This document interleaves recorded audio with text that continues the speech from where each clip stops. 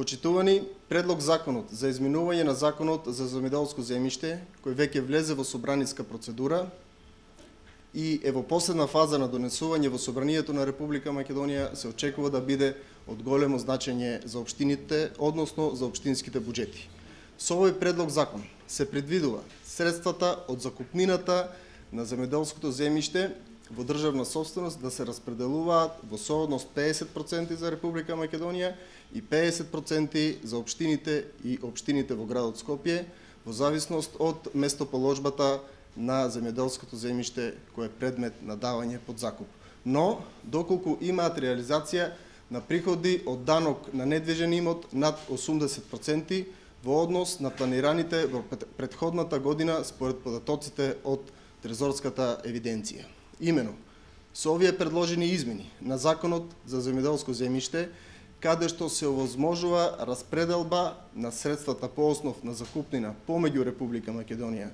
и општините каде што се наоѓа соодветното земјоделско земјиште, ќе се одвива со соодветна динамика и тоа за 2015 година 10%, за 2016 година 20%, за 2017 30% и за 2018 година 50%, но доколку општините го исполнат условот и ја зголемат наплатата на приходи од данок на недвижен имот до ниво од најмалку 80%.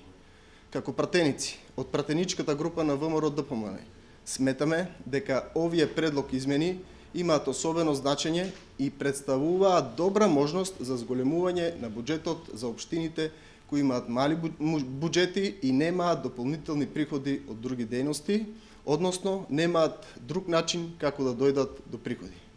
Со овие измени, општините се стимулираат да ги зголемат приходите од наплатата на данокот на имот. Како што претходните два состави на пратеничката група на ВМРО-ДПМН, така и сега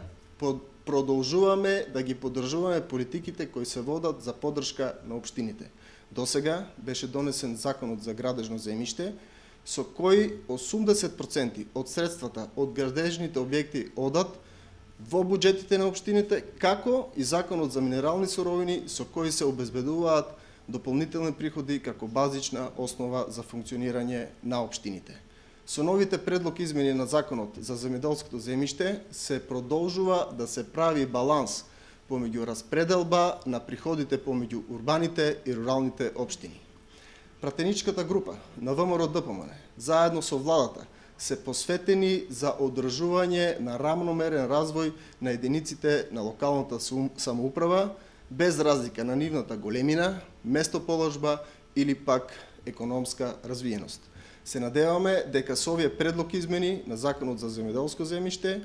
ќе допринесеме за побрз и поквалитетен економски развој на општините, а со тоа и уште поголем развој на земјоделството и подостоинствен живот на граѓаните на Република Македонија. Ви благодарам.